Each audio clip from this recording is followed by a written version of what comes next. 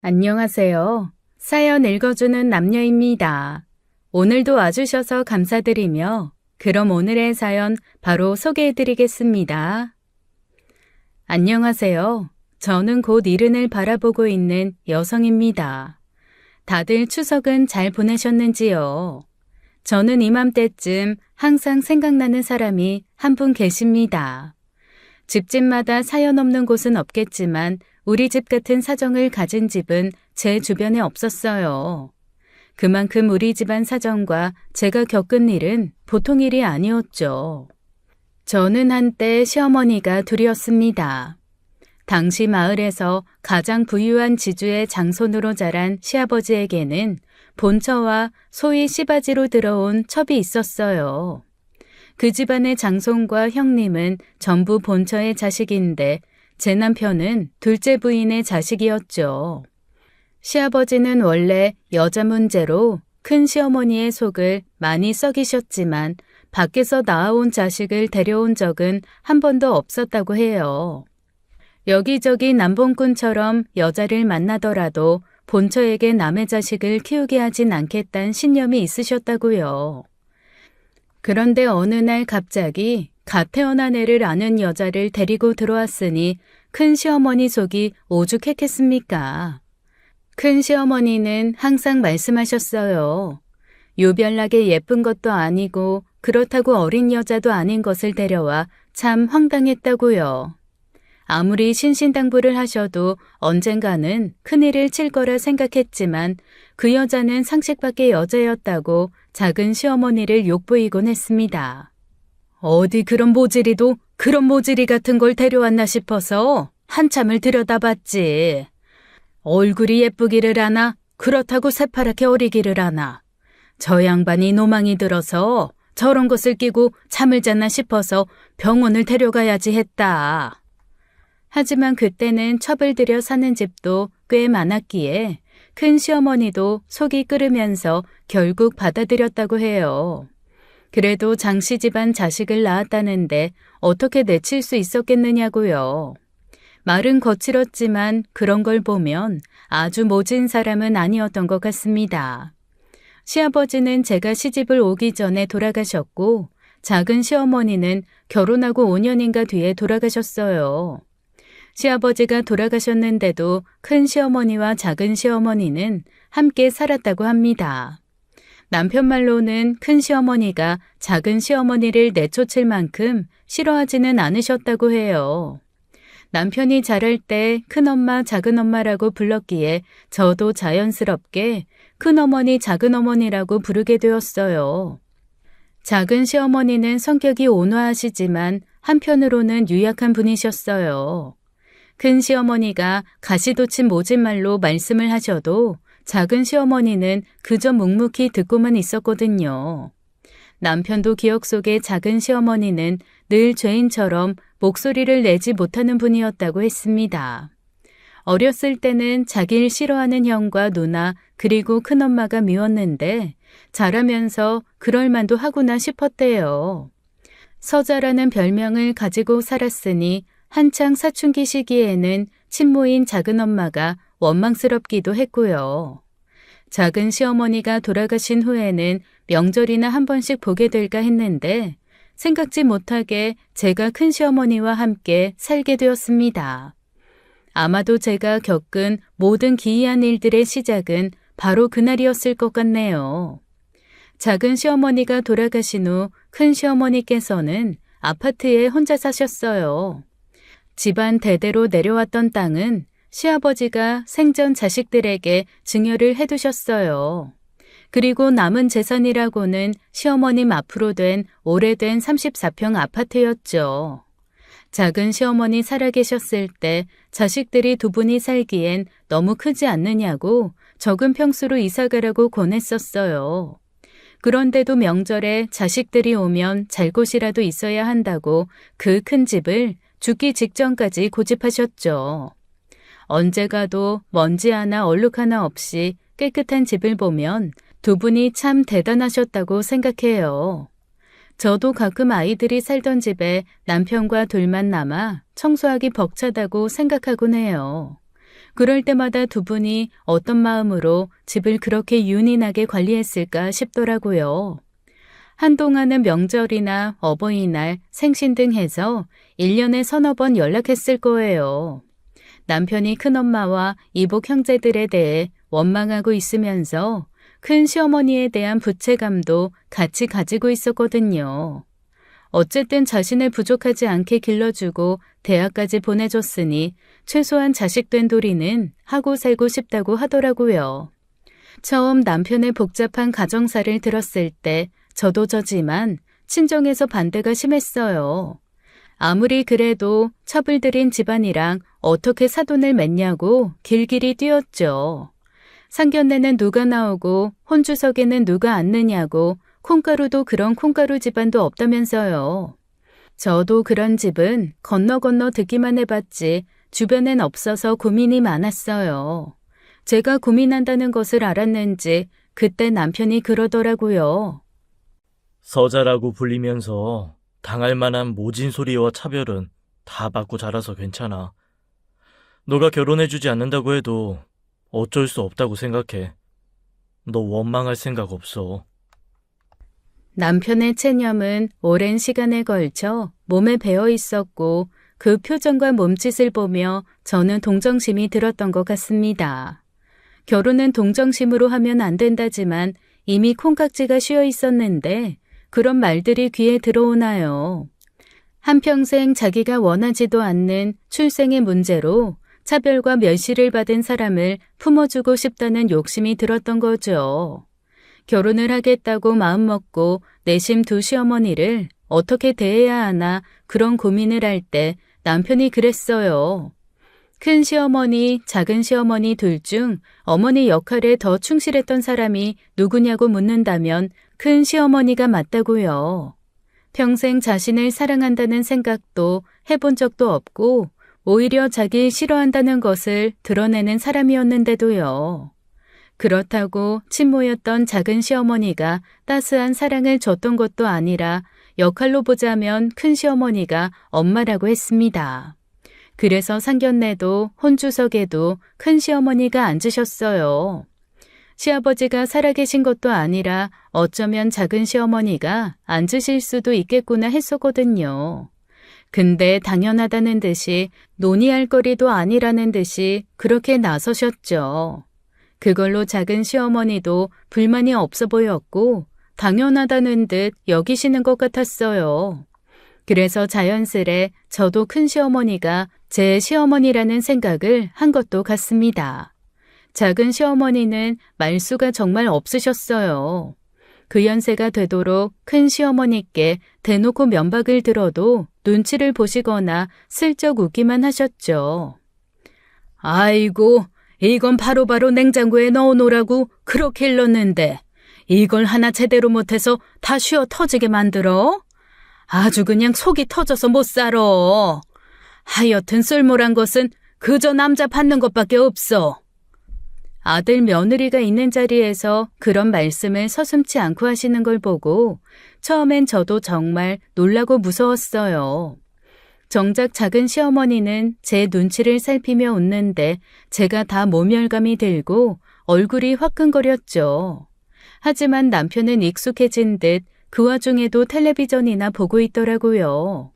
제가 그럴 때마다 어떤 반응을 해야 할지 모르겠다고 하자 남편은 그냥 무시하라고 하고요. 그런 위태로운 관계는 5년 정도 지속되었고 작은 시어머니께서 암으로 먼저 가셨어요. 그리고 큰 시어머니가 혼자 남았고 오랫동안 혼자 사시다 폐암 선고를 받으셨습니다. 당장 입원이 필요한 상황이었고 병간호할 사람이 필요했어요. 배달은 자식들이라곤 하나 큰 시어머니의 병원비와 수발을 위해 돈을 모아야 했죠. 그런데 아주버님이랑 형님이나 돈이 없다는 우는 소리를 하는 거예요. 근데 어쩌지? 나 이번에 골프장 투자한다고 목돈 들어간 게 있어서 여윳돈이 없어. 아유, 오빠, 나는 뭐 돈이 있어? 이번에 지혜 대학 들어가는데 등록금에 자취방 보증금에 아주 빠듯해. 그럼 어쩌잔 말이야. 엄마 저대로 병원 치료도 못 받고 돌아가시게 둬?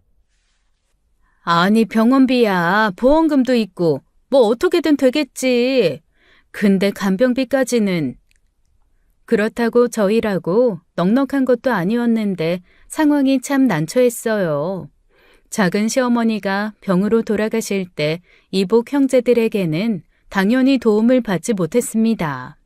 하지만 큰 시어머니가 아프실 때는 남편의 친모가 아니라고 한 발 빼기엔 애매했죠. 작은 시어머니가 아프실 때 큰 시어머니가 병원비에 보태쓰라고 1,000만 원도 해주셨거든요.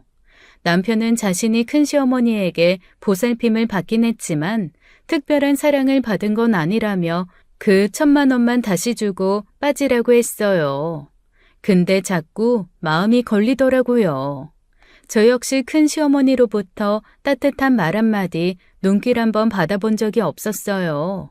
하지만 죽음을 기다리는 노인네가 불쌍하게 느껴졌던 거죠. 1,000만 원 내놓고 모른 채 하기엔 너무 오랜 시간 가족으로 살았기에 그렇게 쉽게 등 돌릴 수는 없었던 거예요.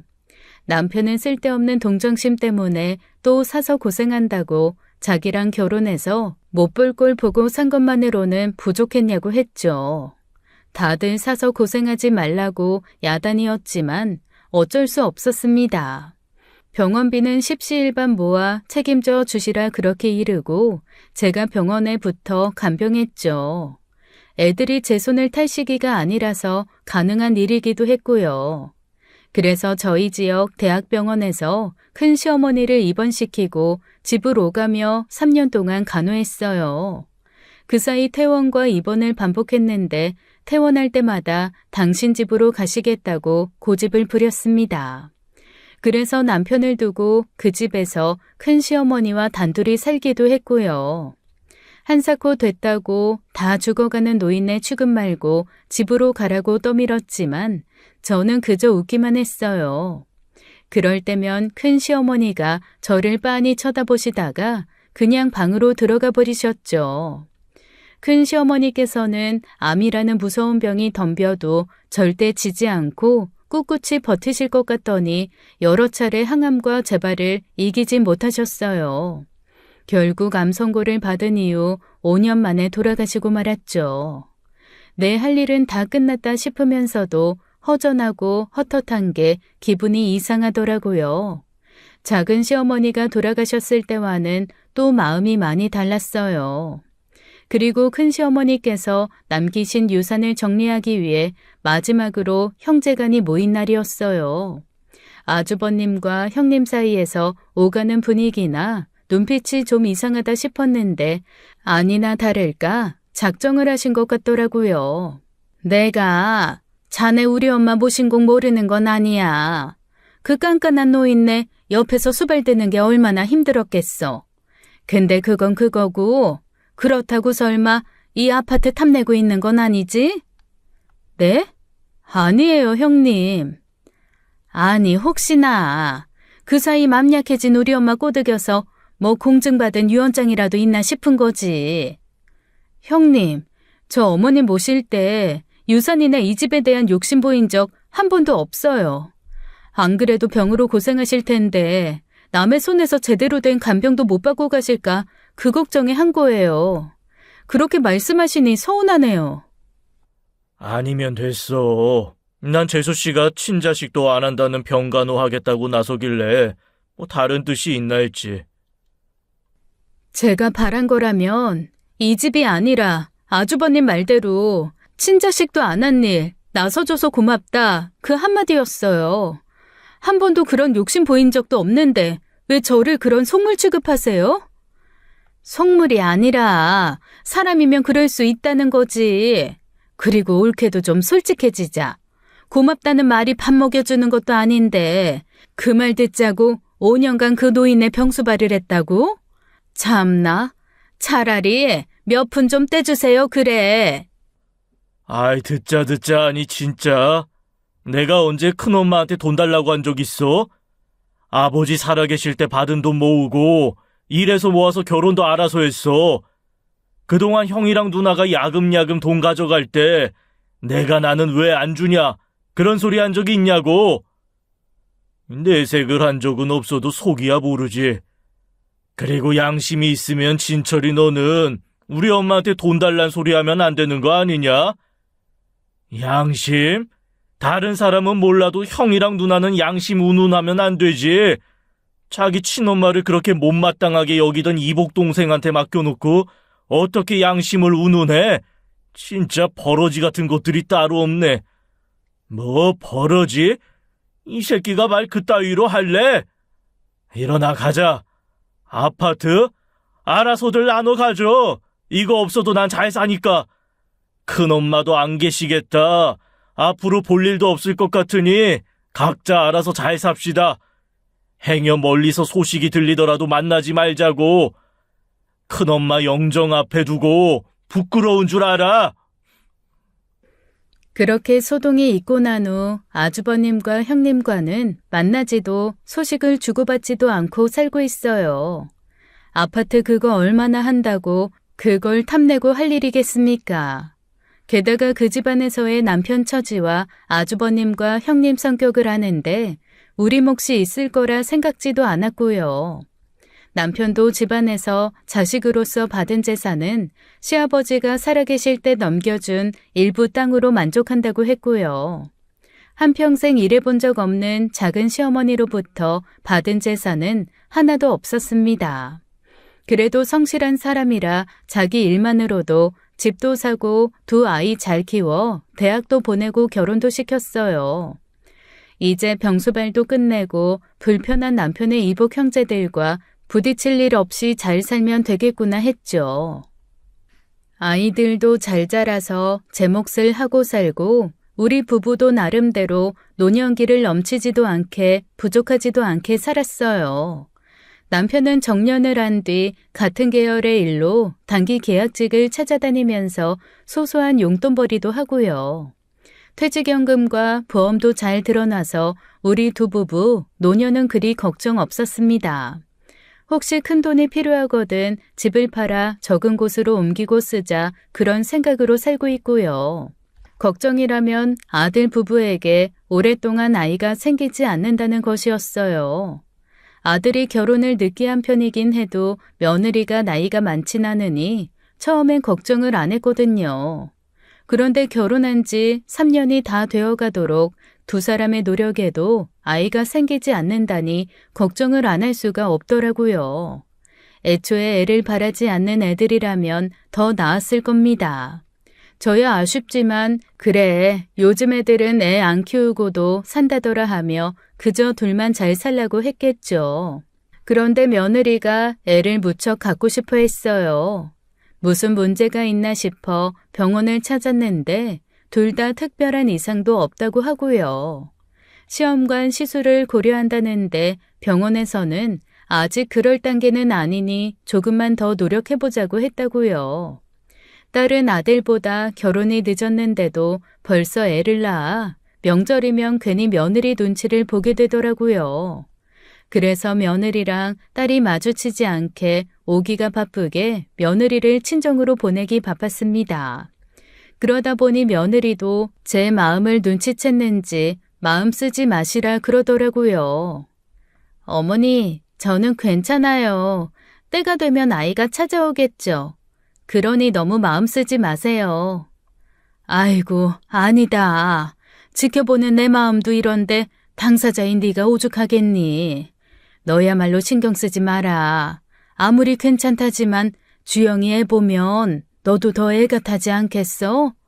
마음 편하게 가져. 스트레스 받으면 더 힘들다더라. 죄송해요, 어머니. 손주 기다리실 텐데. 그게 왜 저한테만 힘든 일인지 모르겠어요. 울긴 왜 울어. 울 일 아니다. 꽃단장 하느라 늦나 보다. 얼마나 예쁜 애가 찾아오려고. 괜찮다. 난 괜찮으니 그저 네 몸과 마음만 챙겨.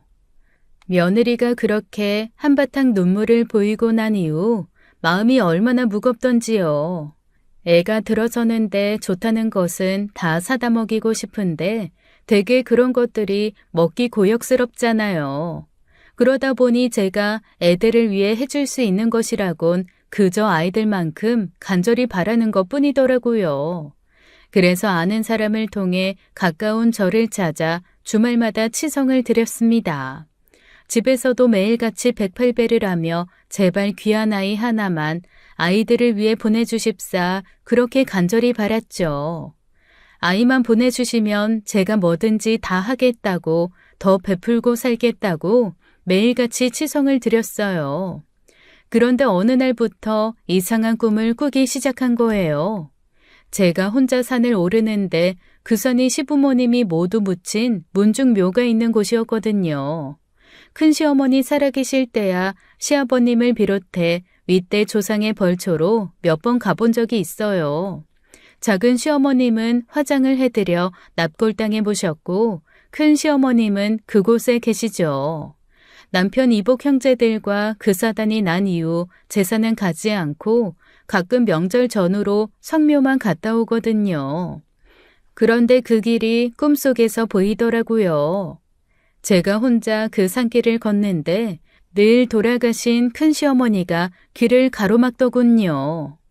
깜짝 놀라 왜 이러시냐 물으면 그저 아무 말도 없이 무서운 표정으로 저를 노려보시고요. 병수발 5년하고 돌아가시기 직전까지도 제게 고맙단 말씀 없으셨지만 절 미워하신 건 아니라고 생각했어요. 그런데 자꾸 꿈에서 그런 무시무시한 표정으로 제 앞에 나타나니 마음이 쓰일 수밖에요. 왜 그래? 아이 또 꿈 꿨어? 또 보이시네. 왜 자꾸 보이시지? 좋은 꿈만 꿔도 모자랄 때. 꿈은 꿈이라니까 신경 쓰지 마. 당신이 자꾸 신경 쓰니까 꿈에 보이는 거지. 그래도 이상하잖아. 맨날 문중묘지 올라가는 길목을 가로막고 선 게. 이젠 올 자격도 없다. 네가 뭔데 오냐. 그런 얼굴로 쳐다보시니까 너무 찝찝해. 나쁜 꿈은 아닐 것이네. 큰엄마가 나한테 살가운 사람은 아니었어도 해대는 일을 한 적 없으니까. 그러니 내가 당신 고집에 넘어갔지. 그런 사람이었으면 절대 못하게 했을 거야. 나도 어머님이 나한테 해가 될 거란 생각은 안 들지만 당신 모신 곳에도 못 오게 하시니 좀 섭섭하고 그런 거지. 아유, 오늘도 잠 다 잤네. 당신은 좀 더 자. 그렇게 밤을 설친 것이 여러 날이 되자 너무 힘들더라고요. 낮에 자는 것도 한두 번이지 밤잠을 설치니 종일 피곤하고 게다가 꿈이 너무 찝찝하잖아요. 남편을 친아들 삼아 차별 없이 키운 것도 아니고 애틋한 사랑과 살가운 말 한마디로 키운 건 아니지만요. 남편 말대로 그렇다고 피해를 주면서 키운 것도 아니라고 해요. 때가 되면 학교에 보낼 돈도 다 보냈고 적지만 용돈도 받았었고 우리 시대에 대학까지 보내놨으니 오히려 감사하죠. 그것 때문에 아들 며느리를 위한 치성에도 문제가 생겼어요. 같은 꿈을 여러 번 반복해서 꾸는 것도 이상하니 결국 스님을 찾아가 물었습니다. 스님, 자꾸 돌아가신 시어머니께서 꿈에 보이셔요. 제가 혼자 문중묘를 오를 때마다 시어머니가 나타나서 무서운 표정으로 가로막는 꿈이거든요. 생전에 보살님을 마음에 많이 두고 계셨나 봅니다. 연기가 뭐가 걸려 자꾸 꿈에 보이시는 것 같으니 맑은 물을 떠다 달빛 아래 두고 마음 편히 가시라 마음으로 바라세요. 스님이 제 가정사를 모르니 그런 말을 하실 수도 있겠죠. 제가 큰시어머니에게 그렇게 애틋한 사람은 아니었을 건데요. 큰시어머니께서는 돌아가시기 전 몸이 쇠약해지다 보니 미처 화장실을 가기도 전에 이불에 실수하시는 일이 잦았어요. 그럴 수 있겠거니 본인도 얼마나 창피스러울까 싶어 군말 없이 이불 빨래를 하곤 했는데 그때마다 그러셨죠. 앞에선 그렇게 모른 척 해놓고 뒤에 가서 흉 보지 말아라. 네? 어머니, 제가 무슨 어머님 흉을 봐요. 안 그러는 거 아시잖아요. 네가 그동안 내가 친처램이 구박한다고 뒤에서 얼마나 흉을 받겠냐. 어머니, 저는 작은 어머님이나 어머님이나 다 똑같은 어머님이라고 생각해요. 작은 어머님은 호준 아빠 낳아주셨고 어머님이 호준 아빠 다 키워주셨잖아요. 너는 속도 없는 소리를 그렇게 잘한다. 제 어떤 호의도 그대로 받아들이지 못하셨고 그럴 때마다 한 번씩 그런 소리를 하셨죠. 내가 하는 만큼 마음을 알아주셨으면 좋을 텐데 하는 욕심도 있었지만 그런 욕심이 있으면 병수발 힘들어요. 욕심 없이 가실 때까지 최선을 다하는 것이 결국 제 마음도 편해질 거라는 생각뿐이었죠. 그러다 보니 스님 말처럼 어머님이 저를 마음에 두고 있거나 신경이 쓰여 꿈에 보인다는 것은 조금 납득이 안 되었어요. 할 수 있는 게 없다 보니 스님 말대로 밤마다 깨끗한 물을 받아 베란다에 놓고 어머님을 위해서도 치성을 드렸습니다. 그래도 당신 덕분에 내 남편이 잘 자라 한 집안의 어엿한 가장이 될 수 있었다고요. 집도절도 없이 작은 어머니와 길바닥에 내쳐질 수 있었던 신세가 어머님 덕분에 폈다고 말이에요. 그러니 제발 편히 가시라. 훗날 인연의 끈이 끊어지지 않았거든 더 살가운 사이로 만나자고 했습니다. 그랬더니 정말 한동안은 꿈에 나타나질 않으시더라고요. 치성이 통했구나. 이제 잠 좀 편하게 자겠다 했어요. 그런데 그렇게 한동안 안 보이신다고 했더니 어느 날부터 다시 꿈에 나타나기 시작했습니다. 그렇게 잠을 자지 못하는 날이 늘어나자 자연히 마음에도 없던 원망도 생기더라고요. 그래도 내가 당신한테 못하진 않았는데 살아생전 5년 동안 내가 했던 것이 헛고생이었나 하고요. 이번엔 문중묘가 아니라 옛 시댁이었어요. 그 집은 남편의 이복 형제들이 태어난 집이기도 해요. 시아버님 돌아가시고 큰 시어머님과 작은 시어머님이 아파트로 이사한 후부터 줄곧 빈집이었죠. 애초에 장손이 대대로 물려받던 집이라 시아버님이 돌아가시자마자 자연히 아주버님의 몫이었어요. 시골이라 들어온다는 사람도 없고 그렇다고 그 집을 팔거나 허물자니 마음이 안 내키는지 그대로 뒀더라고요. 꿈에서 시어머님은 텐마루에 앉아 마당에 들어선 저를 빤히 바라보고 있었습니다. 전처럼 무서운 표정도 아니고 뭔가 할 말이 있는 듯이 저를 그저 쳐다만 보고 있었죠. 그렇게 며칠 동안 같은 꿈을 꾸다 어느 날은 너무 힘이 들어 꿈에서 물었어요. 원하시는 게 있으면 말씀을 하시지 왜 자꾸 나타나셔서 나를 힘들게 하냐고요. 그러자 꿈속에 큰 시어머니가 갑자기 손을 들어 손끝으로 어딘가를 가리키는 거예요. 그곳은 이웃집 할머니가 사시던 집밖에 없었는데 자꾸 그곳을 바라보며 손으로 가리킬 뿐 어떤 말도 하지 않고요. 또 나타나셨어? 이번엔 좀 다르네. 당신 시골집 있잖아. 거기 마루에 앉아 계셨어. 진짜 이상하네. 이유 없이 그렇게 보이는 건 아닌 것 같은데. 아예 어디 점집이라도 가야 하나? 그건 좀 그런데. 그때 스님이 뭐라고 했다고? 당신을 마음에 둬서 그렇다고? 말씀은 그렇게 하셨지. 근데 어머님이 왜 나를 마음에 두셨다는지 모르겠어. 그래도 말년에 당신이 고생했으니 알아주시려나? 안 알아주셔도 되니까 그저 편하게 가셨으면 좋겠는데. 자꾸 돌아가신 분 꿈에 보이는 거 안 좋다고 하잖아. 제사라도 지내드려야 하나? 아무래도 시골집에 한번 가볼까 봐. 거긴 왜? 아무래도 표정이 걸리네. 그 집이 자꾸 생각나는 게 일단 가봐야 할 것 같아. 그래서 저는 그 길로 남편을 설득해 오랜만에 시골집을 찾았습니다. 저는 그 집에 대한 추억도 없어요. 결혼하기 전에 시아버님이 돌아가셨고 큰 시어머님의 부탁으로 몇 번 태워다 드린 것이 전부였거든요. 굉장히 오래된 옛날 구옥이지만 굉장히 큰 집이에요. 지금은 사람을 써서 관리를 하고 있다곤 하지만 역시 사람이 안 산 티가 나더라고요. 열쇠가 없다 보니 남편이 그 나이에 담을 넘어보겠다고 하는데 큰일 난다고 말리던 중이었습니다. 뭐 당신이 아직도 이팔 청춘인 줄 알아?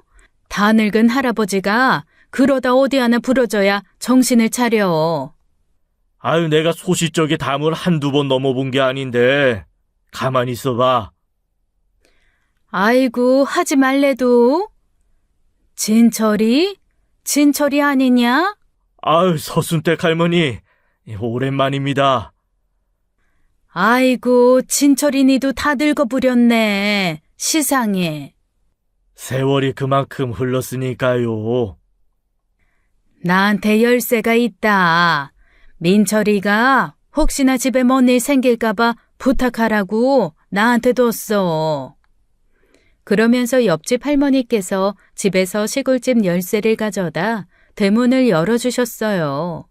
소시적 마을에서 가장 큰 지주의 집이었으니 얼마나 으리으리할까요? 지금 봐도 대단한 집이었어요. 사랑채와 안채가 따로 있었고 남편과 작은 시어머니는 안채에 딸린 방에서 살았고요. 마당도 크고 현대식으로 개조된 부분이 있긴 했지만 전체적으로 옛 정취를 느낄 수 있는 오래된 집이었죠. 마당에 들어서 마루에 가니 정말 딱 꿈에서 보던 그 자리가 보였어요. 그런데 정말 신기하게도요.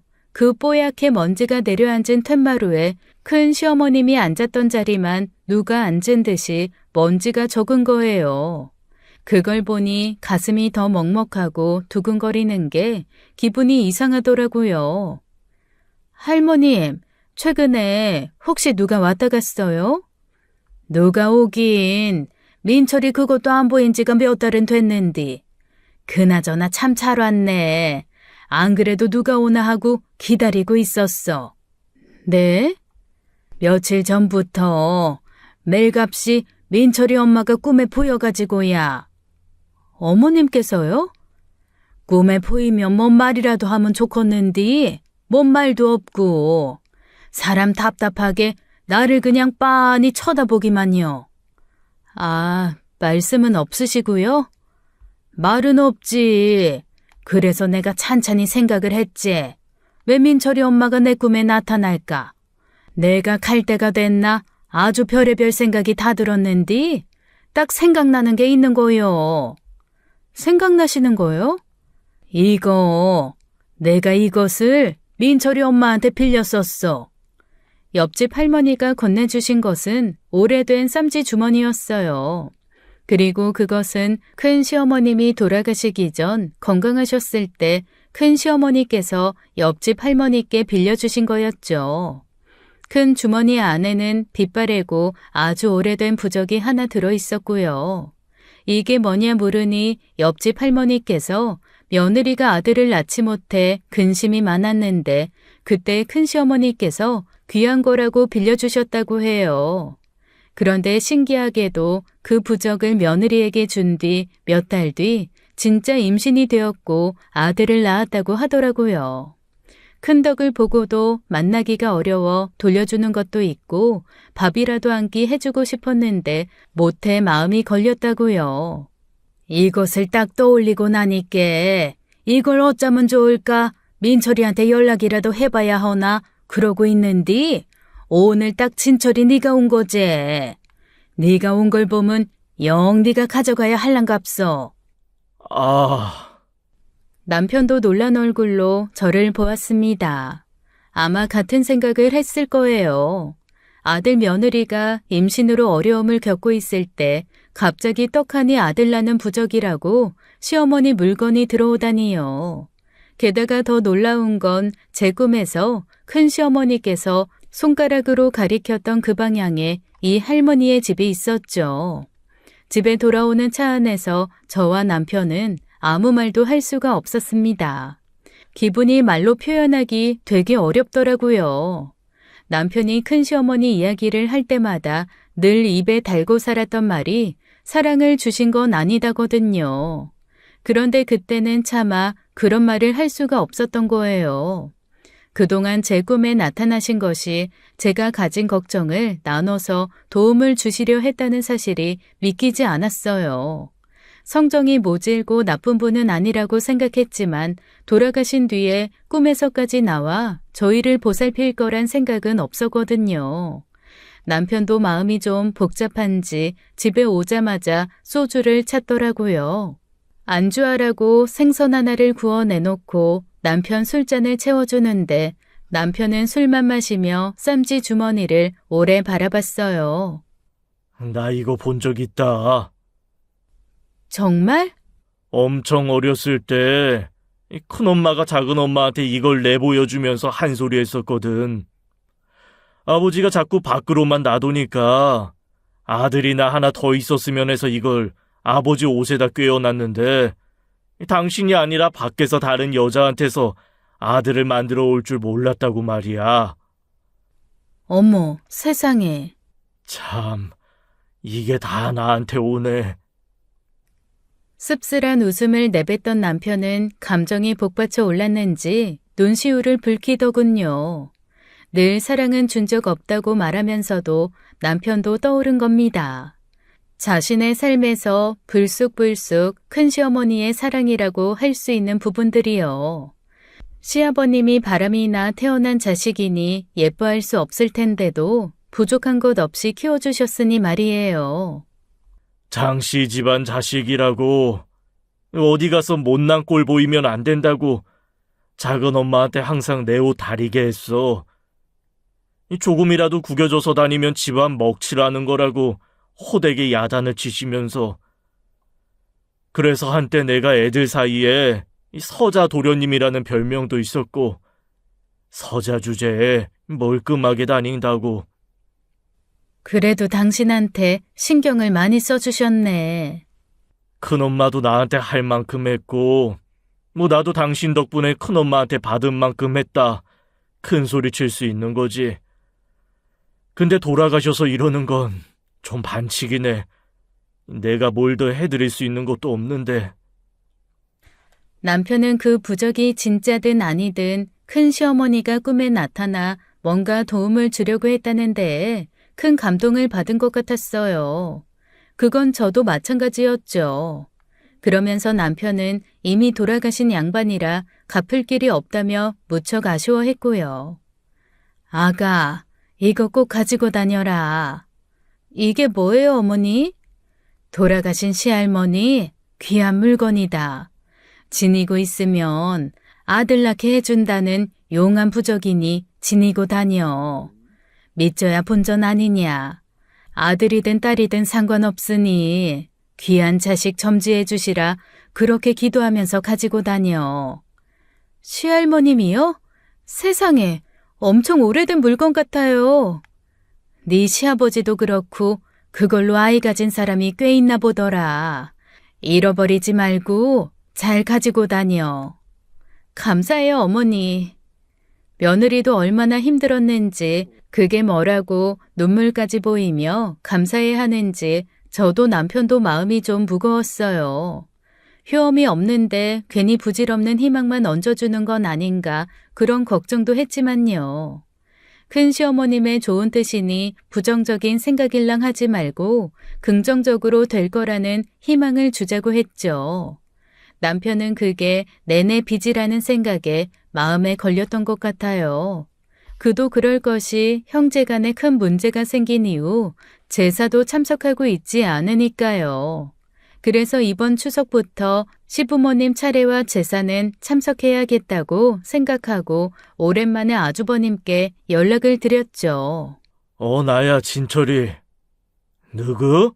아이 진철이? 네가 어쩐 일이냐? 죽었다 연락 없는 걸 보니 아직 살아있구나는 했다만. 형님이야말로 목소리가 쌩쌩한 걸 보니 10년은 문제 없겠네. 이번 추석 차례랑 아버지 큰어머니 제사 참석할 테니까 그렇게 알아. 뭐? 몇 년을 모르쇠 해놓고 이제 와서 무슨 제사? 내가 일찍 가서 음식은 거둘 테니까 형수한테도 말 좀 해줘. 참말로 천지가 개벽할라나 보다. 올 필요 없다. 제사 없앴으니. 뭐? 아이, 네 형수 나이가 몇인데 아버지 어머니 제사상을 차리냐? 요즘 애들한테 제사 물려주는 거 아니라고 해서 절에다 맡겼다. 아이, 그럼 나한테 말이라도 했어야지. 이 대뜸 철연한 이복 동생한테 전화해서 앞으로 네가 제사 지내라 그러라고? 어머니 병수발 든 걸로도 생색을 그런 생각을 낸 동생놈한테 내가 뭐하러? 뭐 생색? 아, 진짜 형이나 누나나 어떻게 된 게 자식돌이라는 것을 모르냐? 그것도 다른 사람도 아니고 형이. 내가 뭐 임마? 됐고, 앞으로 아버님 어머님 제사 내가 모실 거니까 그렇게 알아. 뭐? 아, 괜히 주제 넘게 나서지 말고 가만두라. 인간이면 최소한의 도리는 하고 살아라 제발. 참석하란 소리 아니니까 그냥 알아만 둬. 2번 다시 연락할 일 없을 거니까 잊고 살자고.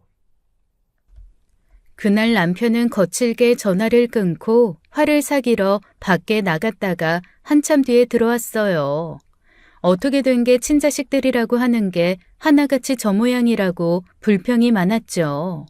더군다나 아주버님은 장손이라고 받은 것도 정말로 많아요. 그렇게 많은 돈을 소질도 없는 사업에 퍼부어 놓고 다 날렸죠. 결국 큰시어머니 아파트도 거진 아주버님 손으로 들어간 것 같고요. 화가 난 형님이 더는 제사에 참석하지 않겠다고 해서 그쪽도 거의 반절연 상태로 연락 안 하는 중이었죠. 집에 돌아온 남편이 홧김에 자기가 제사를 지내겠다고 했지만 저한테 지내달란 말은 아니니 걱정 말라더군요. 제사상이라고 거하게 차릴 생각도 없고 간소하게 모양 좀 내고 생전 2분 좋아하시던 걸로 사다 차리겠다고요.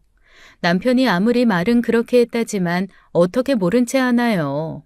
그리고 꿈에 나타난 큰시어머니 모습을 떠올리면 그럴 수도 없죠. 제사를 아예 안 지내는 집이면 모를까 제사가 있었기에 제겐 그다지 문제도 아니었고요. 작은 시어머니는 애초에 지내줄 사람이 없었기 때문에 저희 집에서 지내고 있었어요. 그러니 2분 제사 더 모신다고 해서 대단히 부담이 가는 것도 아니었어요. 차라리 잘 됐어. 제사 때문에 그 껄끄러운 양반들 얼굴 보느니 차라리 우리끼리 조용히 지내는 게 나아. 큰엄마 돌아가시기 전에 당신이 그렇게 고생했는데 내가 당신한테 맡길 수는 없지. 앞으로 내 부모 제사는 내가 알아서 할 테니 당신은 신경 쓰지 마. 어머니께서 꿈에서까지 나와서 내 자식 문제에 저렇게 나서주시는데 내가 어떻게 모른 채. 꿈은 꿈일 뿐이라지만 그런 꿈을 꾸고 쌈짓주머니가 우리한테 온 걸 보면 그럴 수 없어. 결국 추석 차례부터 해서 지금까지 매년 시부모님들 제사를 지내고 있어요. 물론 그때 남편과 그렇게 이야기를 끝냈기 때문에 당연히 쭉 그랬겠지만 그럴 수밖에 없었던 이유가 또 있죠.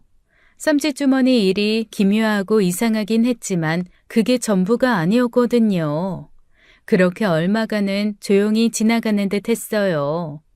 며느리의 소식만 오매불만 기다리던 어느 날 다시 꿈에 큰 시어머니가 보이시는 거예요. 한참 추석을 앞둔 날이었죠. 처음 큰 시어머니가 꿈에 나왔을 때처럼 제가 문중묘가 있는 산을 오르다가 만난 거예요. 다시 똑같은 꿈의 시작이었어요. 대체 무슨 문제로 또 이러시나 싶어 답답하기도 하지만 이번에도 이유가 있을 거란 생각에 영 찝찝하더라고요. 처음엔 혹시 묘에 무슨 문제가 있나 싶었어요. 그래서 남편이 오랜만에 문중산을 찾아 묘자리를 둘러보았지만 별다른 문제는 없었습니다. 한때 두더지들이 기승이라 묘자리에 마구 파헤친 흔적도 있곤 했는데 그런 문제도 없었고요. 불만 좀 자라서 그것만 베고 왔는데 두더지가 파헤친 흔적도 없고. 그럼 대체 무슨 일로 자꾸 오시는 거지? 뭔가 불편하신 게 있으니 보이시는 거겠지. 왜 내 꿈에만 보이실까? 형님 꿈에도 보이시려나? 연락 한번 해볼까? 가장 힘들 때 병수발도 안 들어주던 딸이 뭐가 예쁘다고. 그저 당신한테 미안한 마음이 큰 것일 수도 있지.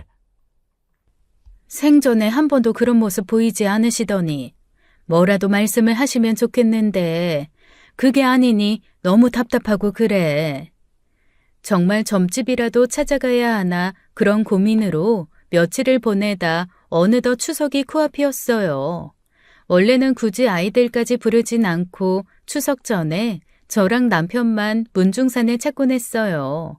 그런데 올해는 아무래도 꿈자리가 사납고 해서 온 가족이 모여 성묘를 가야겠다 그런 생각을 하고 있었죠. 아주버님이나 형님네와 마주치는 것이 껄끄럽다고 해서 결혼한 아이들 제대로 인사도 못 드려서요. 주영아, 올해는 좀 집에 왔으면 싶은데. 왜? 무슨 일 있어? 친정 가깝다고 명절엔 시댁만 챙기라더니. 무슨 일은? 그냥 우리도 명절에 온 가족 모여서 성묘도 가고 밥도 한 끼 하면 좋겠다 싶어서. 엄마가 별일이네. 알았어. 추석 전날 가면 되나? 그래라. 오빠네한테도 그날로 말해놓을게. 딸은 근처에 살아서 명절 아니래도 자주 보는 편이라 명절에는 멀리 있는 시댁만 챙기라고 했었어요. 평소 사위 효도 충분히 받고 있으니 명절 때만이라도 온전히 효도 받으셔라 하고요. 그런데 올해는 일이 있다 보니 마음이 쓰였던 거죠. 다행히 사위도 며느리도 이해해 주었고요. 어머니, 호준 씨한테 들었어요. 올해는 아가씨네랑 같이 성묘 가고 싶으시다고요. 괜히 너 고생하는데 부른다. 늙으니 그냥 그런 게 마음이 쓰이고 그래. 아니에요. 저희도 좋은 생각이라고 생각해서 그렇게 하기로 했어요. 호준 씨가 연휴 전날부터 쉬어서 그럼 저흰 하루 더 빨리 갈게요. 그래, 고맙다. 그렇게 온 가족이 모여 성묘 갈 날만 기다리고 있었죠. 날을 잡아놓고 사흘 전에 꿈에 시어머니가 또 나오셨는데 이전과는 또 다른 모습이었어요. 비가 세차게 내리는 문중산을 기어 오르고 있는데 큰 시어머니가 나오셔서 무섭게 이르시는 거예요. 네 년이 여기가 어디라고 기어 올라와? 꿈이라 그런지 더 무섭고 으스스한 분위기라 말도 못하게 무서웠죠. 바들바들 떨면서 큰 시어머니를 바라보았는데요. 큰 시어머니는 문중산 입구를 떡하니 막고 서서는 삿대질을 하더라고요. 주제도 모르고 까분다. 첩년의 자식들이 무슨 낯짝으로? 그 말도 못하는 위압감에 왜 그러시냐 한마디도 못하고 바들바들 떨다가 눈을 번쩍 떴죠. 눈을 떴는데 빗물에 몸이 흠뻑 젖은 것 마냥 땀을 정말 말도 못하게 흘리고 있었어요. 등이 다 젖어서 대체 이게 무슨 일인가 싶어 새벽에 잠이 확 달아났죠. 꿈에서 깼는데도 큰 시어머니의 무서운 얼굴과 음성이 사라지지 않았고요. 불을 켜놓고 부엌에서 찬물을 들이키는데 이건 아니다 싶은 생각이 확 들더라고요. 큰 시어머니의 욕설이 문제가 아니라 그냥 가면 안 되겠다는 직감이 든 거예요. 그래서 날이 밝자마자 일어난 남편에게 이야기를 한 겁니다. 아무래도 성묘 가는 건 좀 다시 생각해봐야 할 것 같아. 아이, 갑자기 왜? 꿈자리가 너무 안 좋아. 가면 안 될 것 같아서. 큰엄마가 뭐라 그래? 응. 이전과 다르게 어디서 첩년의 자식들이 문중산에 오르냐고 호되게 야단치셨어. 아유, 그 양반도 돌아가셔도 여전한 건 여전하네. 근데 그게 참 이상해. 화가 나거나 서운하다기보단 그냥 어머님 말 들어야겠다는 생각만 들어. 내일 모레 가기로 한 상황에서 그렇게 야단하실 정도면 안 가는 게 맞을 것 같다. 애들 오면 밥이나 한 끼 같이 해 먹이고 그냥 보내야겠네. 그래서 모처럼 모여 성묘를 갈 계획이 어그러지고 만 거예요. 애들에게도 꿈자리가 좋지 않아 안 가는 편이 좋을 것 같다고만 설명했는데 다행히 별말 없더라고요. 그래서 오랜만에 다 같이 밥을 먹고 한 집에서 잠을 자곤 했습니다. 다 함께 성묘를 가지 못한 것은 아쉬웠지만 그렇게 온 가족이 모여 잠을 잔 것은 처음이라 좋더라고요. 그렇게 추석을 무사히 보내자마자 시댁 시골집 마을에 사는 남편 친구에게 연락이 온 거예요. 야야, 진철아. 너 이번 추석에 내려온다고 하지 않았냐? 그랬지. 근데 일이 있어서 못 갔어. 참말로 다행이다. 왔으면 큰일 날 뻔했어. 마을 산에 토사가 쏟아져가지고, 진짜 큰일 치를 뻔했어. 토사가 쏟아지다니, 산사태라도 났단 말이야? 며칠 전에 뭔 놈의 가을비가 그라고 무섭게 내린다냐 했더니, 그것을 못 이기고 무너졌더라. 상철이 아버지가 그 밑에서 반일하고 있다가, 하여튼 간신히 살았단다. 며칠 마을이 시끄러웠어.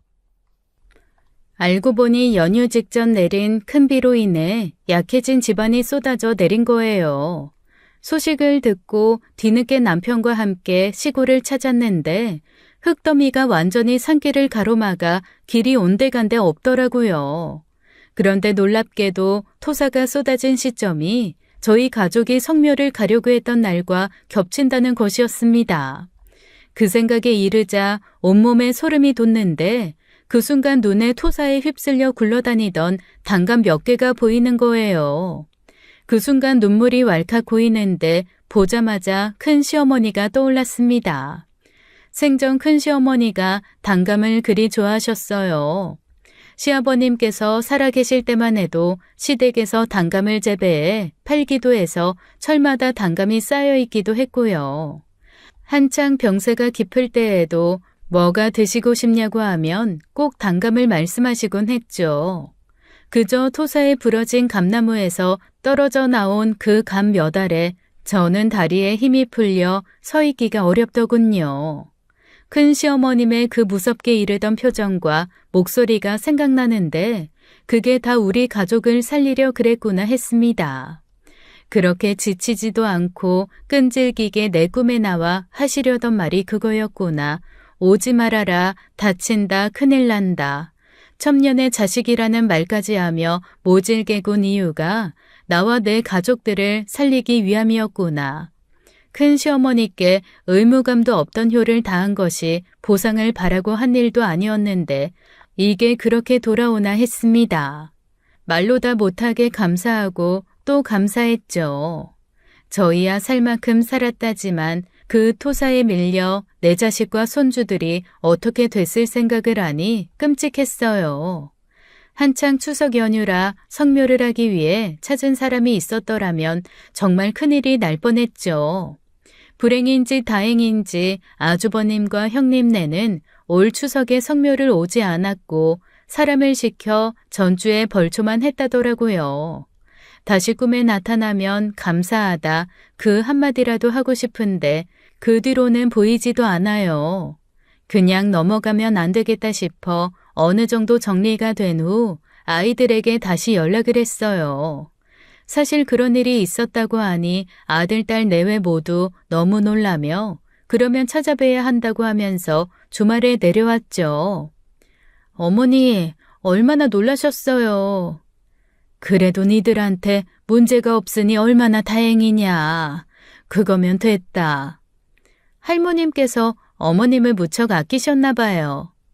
아끼긴 큰할머니도 참 별나시다. 살아생전 좀 그렇게 다정히 대해주시지. 주영아, 그래도 너네 큰할머니가 엄마 아빠 살린 거야. 아니었음 너네는 몰라도 엄마랑 아빠라도 갔을 테니 줄 조상은 면한 거지. 어휴, 무슨 그런 무시무시한 말을 해. 무섭게 감사하지. 생전엔 그렇게 구박하고 힘들게 하셔놓고 큰할머니도 미안하셨나 봐. 엄마한테. 가서 감사하다. 인사 잘 드려. 그렇게 온 가족이 다시 모여 문중산을 찾았고 시아버지와 큰 시어머니를 찾아뵙고 인사드렸습니다. 시아버님이야 만나 뵌 적도 없으니 모르겠지만 큰 시어머님은 어떤 표정으로 앉아 계실지 눈에 훤히 보였어요. 제 이야기를 들은 어떤 분께서 그러대요. 돌아가신 분이 꿈속에 나와 목숨을 구해주는 것이 그게 보통 힘든 일이 아니라고요. 어지간히 귀하게 여겼던 사람 앞에서 나타나는 것도 힘든 일인데 그렇게 꾸준히 모습을 보인 건 의미가 남다르다고요.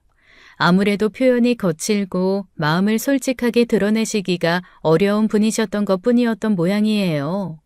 살아생전 고맙다 그 한마디 하지 못하고 간 게 한이 되어 그렇게 나타나신 걸지도 모르고요. 저희 가족에게 기적 같은 일은 그뿐만이 아니었습니다. 그렇게 아들 내외가 돌아간 지 며칠 뒤에 며느리가 울면서 전화를 했더라고요. 어머니, 무슨 일이야, 아가? 무슨 일 있냐? 저요. 저 임신이래요. 진짜 제가 아이를 가졌대요. 뭐? 그게 정말이야? 아이고 세상에. 정말 큰 시어머님의 쌈짓주머니에 든 부적의 효험이었을까요? 연달아 큰 시어머님 덕분에 말도 못하게 큰 선물을 받은 것 같은 기쁨에 가슴이 벅차더라고요. 다행히 며느리는 정말로 무사히 건강한 아들을 낳았고 아들은 며느리가 아이를 낳자마자 성묘를 갔더라고요.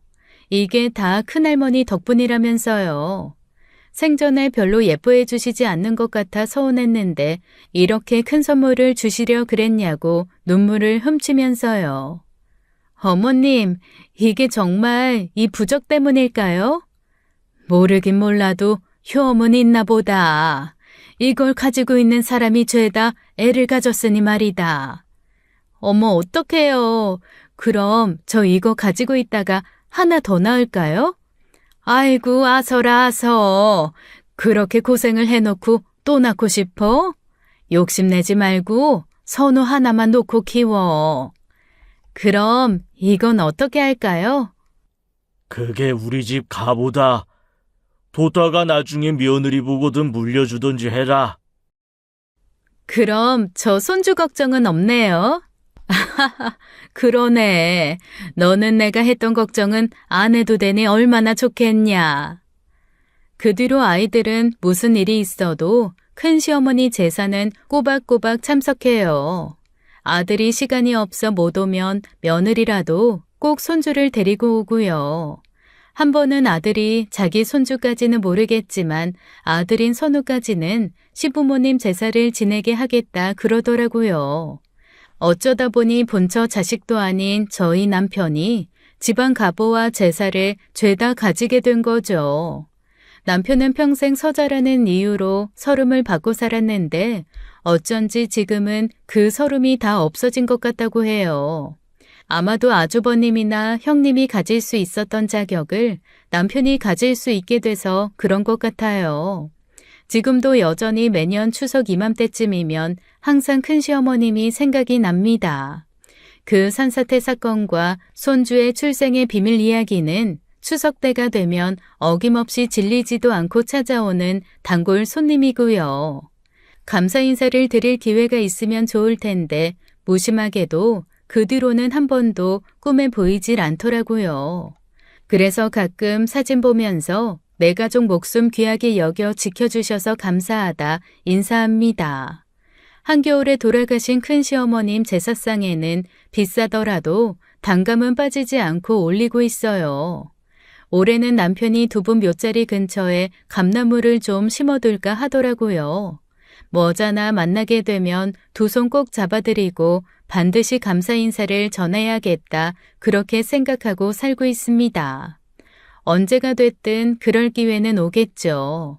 단순히 우연일 뿐이라는 사람도 있지만 저희 가족은 그렇게 생각하지 않아요. 그저 우연이라는 말로 단순히 포장하고 넘어가기엔 너무 귀하고 기이한 일이었다고 생각합니다. 아마 두 번 다시 그런 일을 겪기 어려울 거예요. 그런 일을 겪고 나니 꿈도 그저 무시할 수 없더라고요.